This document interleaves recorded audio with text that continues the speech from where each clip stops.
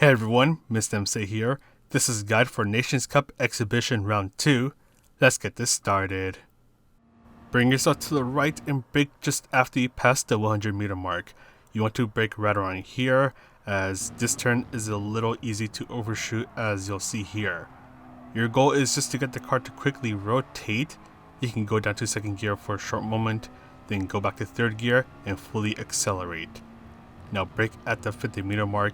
This will be a quick burst of braking. Take advantage of the curves. Just be nice and gentle with your throttle and steering inputs so the car doesn't want to lose control. Bring yourself to the left and brake when the curb on the left starts. You want to bring yourself all the way to the inside. Try to touch the curb if possible. Slowly accelerate so the car doesn't generate any wheel spin. Stay on the left side of the track, and this is where the fun part is. You start off by going just a little wide, slowly bring yourself in. Now when you reach the apex of this mini turn right here, you will brake hard for a short moment, start to ease off of the brakes, take advantage of the curbs, hit this apex, slowly start to accelerate, use a little bit of throttle to try to keep the car under control, and once you're done with the turn, you can then start to fully accelerate.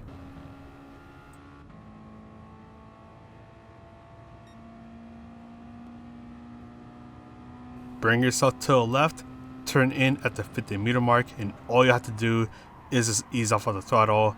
Once you're pointing towards the grandstands, you can then start to fully accelerate. Just make sure you stay on fourth gear throughout that turn. For the S's, this is not too intimidating. You can take this left turn at full throttle, then do a short lift off of throttle for the right turn, and then continue going downhill at full throttle. Now brake at the 50 meter mark, brake hard for a super short moment, quickly start to ease off of the brakes, use a little bit of throttle to keep yourself towards the inside of the turn, and once you're starting to point towards the signs, you can then start to fully accelerate and you are good to go. That is all for the lap guide. Let's finish this lap and then we'll quickly talk about the strategies. For this qualifying session, you're going to have 10 minutes to try to get a good qualifying time. Just two quick notes. The lobby host set the qualifying time to 5 minutes here, and for all Nations Cup races in this exhibition stage, all qualifying sessions will be 10 minutes long. So going back to this, you just want to take it easy as you go through this out lap. You don't want to wear the tires out early on, especially the front left tire, and I'll explain that later. So you just want to take it easy if possible, but at the same time, you want to try to find a buddy that you can get the slipstream out of. There are a couple of high-speed sections here where you can definitely shave off a couple tenths of a second just by catching someone's slipstream. Just don't forget that slipstream is 3/4 of a second, not 1.5 seconds like how it was about a month ago before the update. So once you're going down the downhill S's, that is when you can start to really speed things up, as you want to try to get a good exit out of this final turn. And once again, this is assuming that you took it easy through the out lap and someone else ahead of you was taking it easy as well. If everyone in your lobby is just going for it the moment the qualifying session starts, you might as well just follow them. That way you can try to get someone's slipstream when your actual qualifying lap starts. And if there's one section that you want to try to perfect, it's going to be what I call the chicane of awkwardness. So this chicane right here, if you can nail it down, it'll definitely make your time. If you end up screwing around, you slide around a lot, or you get a bad entry or exit to it, then that's going to break your time. Your time will be noticeably slower. So you want to try to practice that chicane of awkwardness. Just try to perfect it, so when the qualifying time comes and when the race time comes, you can definitely nail it down and gain a bit more time. It is possible to do 2 qualifying laps on your stint. Just try to be aware about your tire wear. If your tires are already wearing out somehow, then you might as well only do 1 qualifying lap and do the jump out and jump back in method. For those that don't know what this is, I'll show it to you quickly right here. So this was from an actual FIA race. So once you complete a lap, a qualifying lap, you press options, exit, and then click on the qualifying button or enter course if you're in the lobbies. That way you do not have to do an in lap. You just spawn back at your pit box. So all you have to do is just leave the pit stop, do an out lap, and then you can start your qualifying lap. And you pretty much just want to repeat this until the time runs out. So by doing this will save you about 2 minutes per lap, because if you do the in lap, that's already a little under 2 minutes wasted right there. You just disregard that in lap, do the jump out, jump back in method, and you'll save yourself that time. So all you have to do is just do an out lap and then another qualifying lap. So for this race, this is a standing start, so bring your traction control to 1, and shortly after the race starts, you can then bring it back down to 0 or whatever value you normally have it set to. Don't forget that because you do go through that long sequence that shows all the cars, your tires will likely be a little cold, so you just want to be a little careful about how you navigate through the first lap or two. And that's especially going to be the case at the chicane of awkwardness. You don't want to slide around and bin it just because your tires are cold. So once again, just try to be a little careful about that. As for the race strategy, I hope you like tire saving, because that's what you're going to need to do to try to make this race a no-stop race. The no-stop is about 4 seconds faster than the one-stop.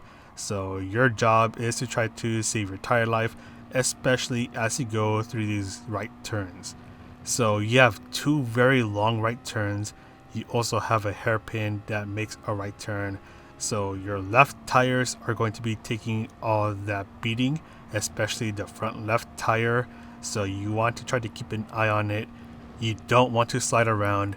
And whenever you're making these turns, especially these long right turns, you want to make sure that the dot that's just above the shift bar isn't hitting all the way to the right.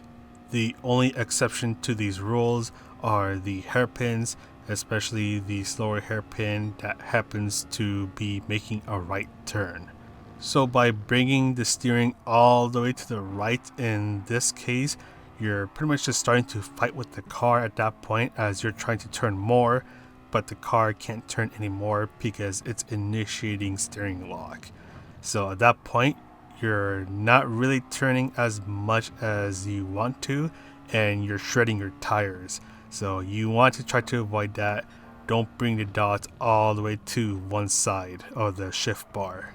And once again, hairpins like these are the exception because you're going pretty slow, so you have to make really sharp turns. And that is pretty much the name of the game here. You just want to try to take care of your tires, especially the left tires, the front left tire.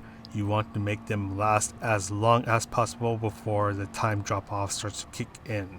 So that lap drop off, at least for me, started to happen at around lap 8, lap 9, if you can try to save the tire life just a little bit more.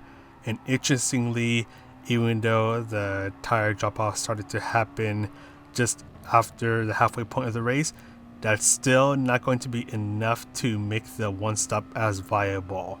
So with the one stop, you end up losing around 9 seconds. That's the pit loss time I ended up calculating. And part of the problem of why the one stop isn't viable is that it takes a little bit of a while for the car to arrive to the pit box.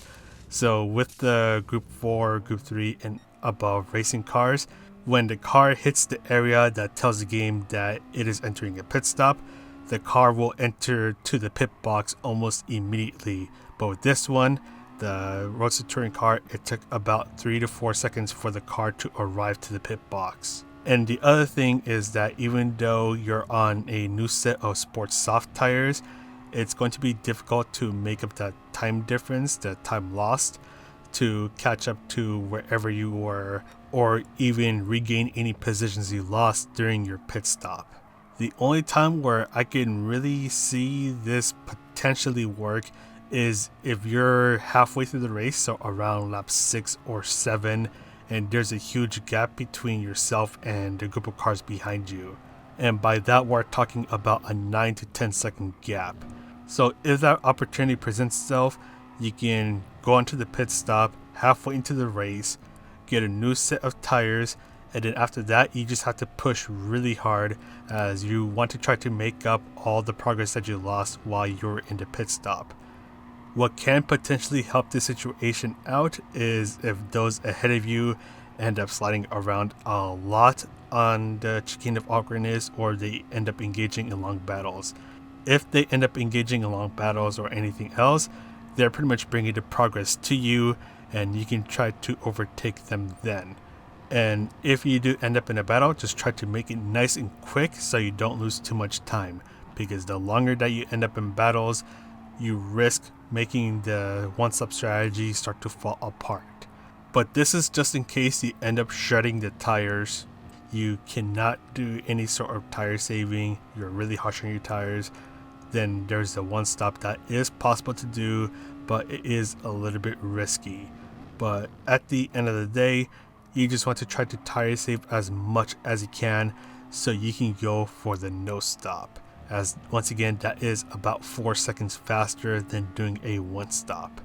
And I haven't mentioned the fuel at all, and that is simply because it is not an issue, so don't worry about the fuel. But anyways, this video is going on a little too long, so I'm going to go ahead and sign off now.